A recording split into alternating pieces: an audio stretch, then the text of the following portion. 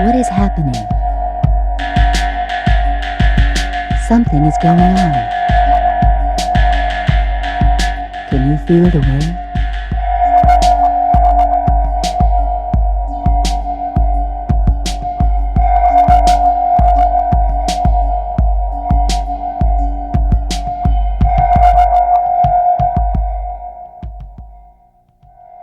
I'm a writer and a psychotherapist and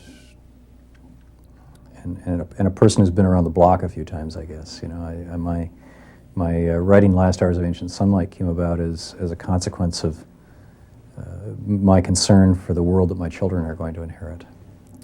We have 3 kids who are all now of childbearing age, and what kind of world will their children and their children's children end up with? And the more I looked around and learned about the state of things, the more concerned I became. And so I began digging into the literature of ecology and economics and, you know, structural things, trying to figure out what's going on and what should we be doing about it. And repeatedly I found books that would talk about problem solution. You know, too many people, we need birth control. Too much carbon, we need carbon taxes, so on. Too much toxic waste, we need stronger regulations. But it seemed to me, while all those things are right and appropriate and good, but it seemed to me that we may be, to a substantial extent in that regard, be looking at symptom rather than cause. That our exploding population, that our increasingly damaged ecosystem and biosphere, that the epidemics of violence and cancer and, you know, all these other problems that we see in the human population and the crashing of species around the world really are not the problems in and of themselves, but they are the symptoms of the problem.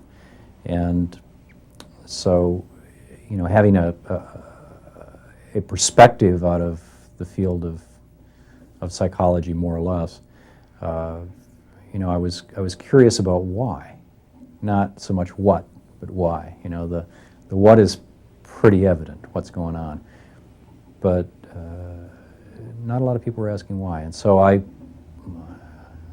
posed that question to myself. You know, why is it that we're doing this to ourselves and to the earth when humans have been around for 200,000 years? Fully modern people, and you know, the genus Homo has been around for 5 million years, and we've never done this before. And what I learned is that, well, in fact, we have done it before on small scales, and those cultural eruptions are what I refer to as younger cultures, the dominating hierarchically organized cultures. But that there are also people who are not doing this right now, and historically haven't, who I refer to as older cultures. And when you break it down, what you find is that the problem is not at the level of technology, the problem is at the level of culture, at the level of story. Ancient sunlight is oil, and you know, fossil fuels, oil and coal and gas. There was a period of time on the planet's history called the Carboniferous period, from 400 million years ago to about 310 million years ago, when the carbon dioxide levels in the atmosphere were much higher than they are now, and as a consequence the Earth was much, much warmer than it is now. And during this period of time there was an explosion of plant life. This was before there were any significantly sized animals. And you know, mile-thick mats of vegetation covered the Earth and sucked out much of this carbon from the atmosphere, and then you know, through geological and tectonic activity and, you know, who knows, asteroids hitting the Earth or something, you know, the continents started breaking up and stuff got crushed under the ground, and that became coal and apparently oil. Probably the sea vegetation became oil. And right now, every year, we're burning about 1 million years worth of sunlight, of energy that was captured from the sun in the form of plant life and stashed underground. And you know, historically, humans lived off current sunlight. The sun would fall on the ground, plants would grow, we'd eat the plants, we'd make our shelter out of the plants, we'd burn the plants, trees and things, to heat us. We would wear clothing made of animals who had eaten the plants, you know, skins and things. And or cotton, it's from the sun. We were living on current sunlight. And then about 1,000 years ago, more or less, we started dipping into ancient sunlight with the advent of coal, and then in the last 200 years, really big time into oil. And the carrying capacity of the Earth, the population of the Earth that the Earth can support, is about 1 billion people on current sunlight, somewhere between 500 million and 1 billion. But with using ancient sunlight like oil, we've been able to grow that population to 6 billion because we've been able to produce more food. A tractor is the equivalent of 100 horses living on current sunlight under the hood of one tractor, using ancient sunlight, for example. And so what happened is, our population's exploded. Well, we have 6 billion people on the planet. 5 billion of them are only here because there's oil to produce food, to feed them and transport the food. And now the oil industry tells us that the odds are pretty good that we've got somewhere between a 25 and 50-year supply of oil left. And that factors in all the most optimistic projections of what might be there that we don't know of. And so then we're confronted with what do we do now? Obviously our economy is going to change. Obviously our way of living is going to change. There will be alternate sources of energy. I'm sure that it's not just one day the lights are going to go off, but some real significant change is coming, and it's time for us to, I think, consider this change deliberately rather than reactively. If you're going to make solar cells, for example, you have to use earth-moving machinery, which is powered by oil, to dig up the dirt, to mine the earth, to get the minerals, the rare earth minerals, that are used to make the solar cells, and then you have to use blast furnaces to melt the silicate, the sand, into glass, and you have to use, by and large, oil-powered transportation to move it around, and the people who run the factories and work in the factories and the people who are driving the mining equipment drive to and from work, and they go home to homes that are heated with oil. I mean, an enormous amount of oil goes into something.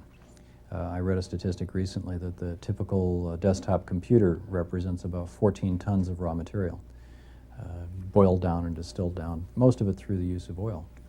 And so, yeah, it's if we've consumed half the planet's oil already, which is the consensus, and we've got 25 to 50 years worth left, now would be a pretty reasonable time for us to start thinking about how we can use that in order to provide future energy supplies, how we can use that to make things that make energy rather than simply to burn the stuff.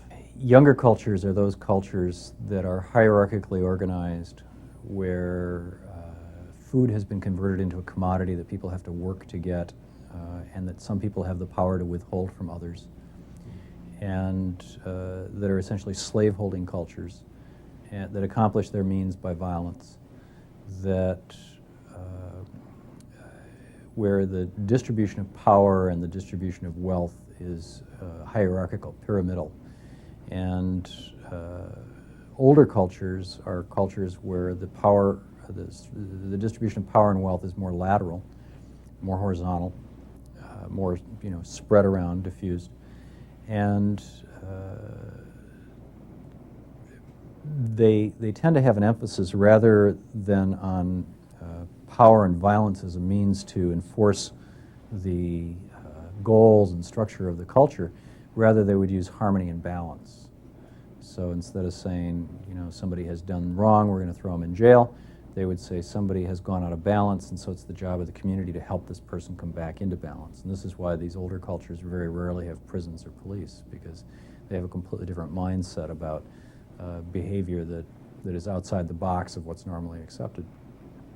And those are some of the hallmark characteristics. We are members of what I would call a younger culture. There are many older cultures still around. Most of them are represented by tribal and indigenous people, but there have been older cultures that have lived in city-states.